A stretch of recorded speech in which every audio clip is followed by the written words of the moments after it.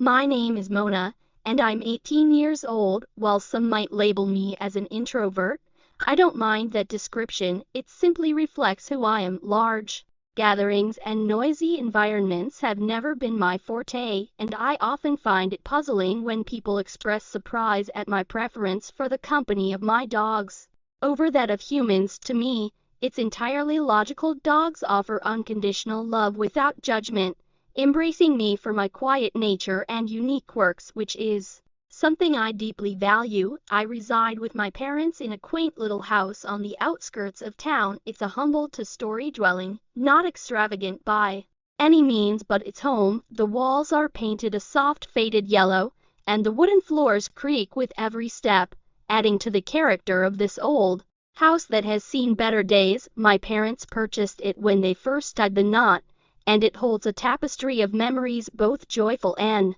sorrowful. My room, however, is my sanctuary, a personal haven where I can retreat from the chaos that often envelops our home. It's the one place I can escape to when the noise of my parents' frequent and intense arguments becomes overwhelming. Their fights are not just minor disagreements, they escalate into shouting matches that can stretch on for hours, leaving a heavy tension that lingers in the air like an impending storm. In contrast, my room is a refuge where I find solace with my two dogs, Jordy and Lucifer. Jordy is a big, goofy golden retriever, perpetually wagging his tail and always eager for a cuddle, while Lucifer, a small, scrappy terrier, is bursting with personality and spirit. They have become my lifeline, providing companionship and a listening ear when the world feels too heavy. I've never been particularly adept at conversing with my peers at school, but with my dogs I can share my thoughts and feelings without fear of judgment. I have always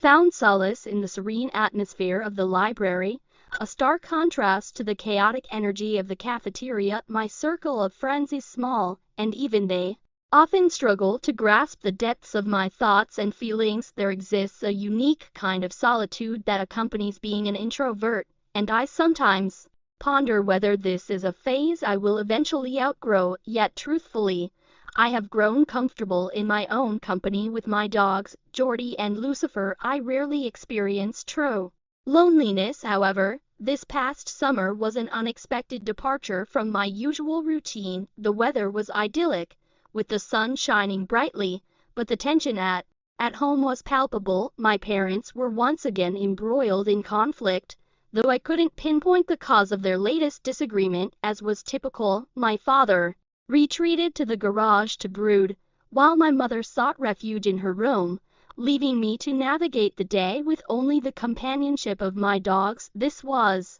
the rhythm of my life, a familiar pattern that played out day after day. One day, my parents made the decision to step out, and while I can't recall their exact destination, I suspect they were attempting to salvage the remnants of their relationship. For the first time in what felt like an eternity, I found myself alone in the house, enveloped in a serene silence that replaced the usual cacophony of arguments, doctor slams, and uncomfortable pauses. Instead of retreating to my room, I felt an unexpected urge to embrace the freedom of the day and do something daring. The idea of throwing a party sparked in my mind a notion that seemed absurd for an introvert like me, yet the stillness around me ignited a sense of spontaneity I hadn't felt in ages. I reached out to a few friends from school, keeping it small and manageable, as I wanted to avoid the chaos of a large gathering with limited resources for food and drinks.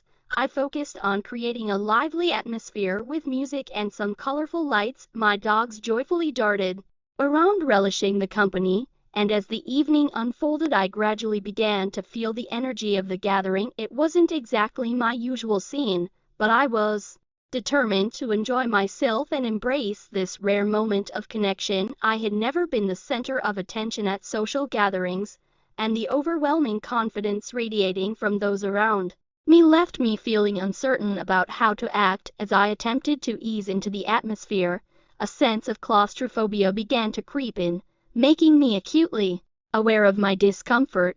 The vibrant music thumped louder, and the laughter and banter of the crowd only amplified my feelings of isolation. I found myself retreating to a corner, nervously gripping my drink and contemplating how much longer I would have to endure this evening. Just when I thought it couldn't get any more challenging, someone initiated a game of truth or dare, and predictably, I was the one who got dared. The challenge was thrown at me so suddenly that I barely had a moment to process it. The person who proposed the dare wore a playful smirk, clearly eager to see if I would back down. "Dare Mona to let your dogs hit her," they said, gesturing toward Jordy and Lucifer, who were joyfully frolicking in the living room with the other guests. I found myself momentarily paralyzed, struggling to grasp the absurdity of the dare. It was so unexpected and bizarre that my mind couldn't catch up. A hush fell over the room as all eyes turned to me. Anticipating my reaction, my gaze darted between Jordy and Lucifer,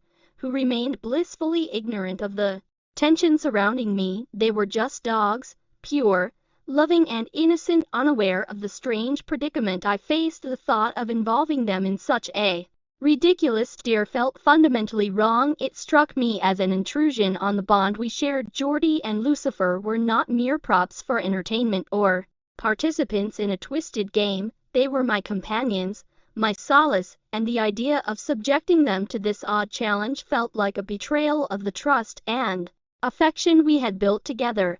I cast a glance at the individual who had issued the challenge, and without uttering a single word, I firmly shook my head. The atmosphere in the room lingered in a brief silence before laughter erupted as others brushed it off as mere jest. I could sense the warmth rising in my cheeks, yet I stood my ground resolutely, unwilling to succumb to pressure for something that felt fundamentally wrong, regardless of how insignificant it appeared to them. The remainder of the evening became a haze. Guests flowed in and out, the music ended, and eventually they departed one by one. I found myself tidying up the remnants of the night in solitude, grappling with a peculiar blend of relief and disappointment.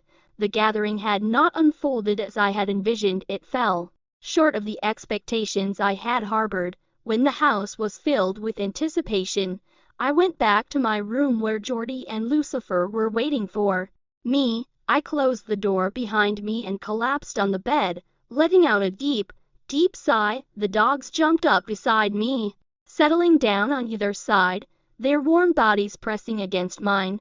I ran my fingers through Jordy's soft fur and scratched Lucifer behind the ears. That's when I realized something. It was Jordy's long red tool. It was so hard that I could tell he was on heat. For a moment I wasn't thinking, and I was probably still drunk and very curious. I gently slid off my night pants and licked my hand. I then passed it down to moisturize my cookie, and after this, I got on all fours. I then pulled Jordy till he was on my back, and instinctively he mounted me, and the next thing I felt was a sharp rode in my cookie. Dog rode me so hard and rough from the back, as if I was one of its species, and the saddest part is that I enjoyed it. It finally came in me and I could feel its cold, slimy dripping all over me. At this point, I would think of the consequences later. Lucifer didn't hesitate. The moment Jordy finished, he equally mounted me and started thrusting away. He almost entered my back door, but I gently guided his tool to the right. I can't stop thinking about it. That moment I felt so dirty that I went and showered. When I lost control, how did I let myself get to this point? It feels like my brain is in a fog, like I wasn't even in my body when it happened. The guilt is suffocating. I should have known better. I should have just slept the moment things felt wrong, but I didn't, and now here I am alone in my room with Jordy and Lucifer lying by my feet, oblivious to what I've done. They trust me and I've betrayed that trust in the worst way possible. My heart aches, my hands shake when I think about it. How could I let myself hurt the ones I love most? I never meant to cross that line. I never meant to feel this disgusted with myself. I want to apologize to them, but I can't.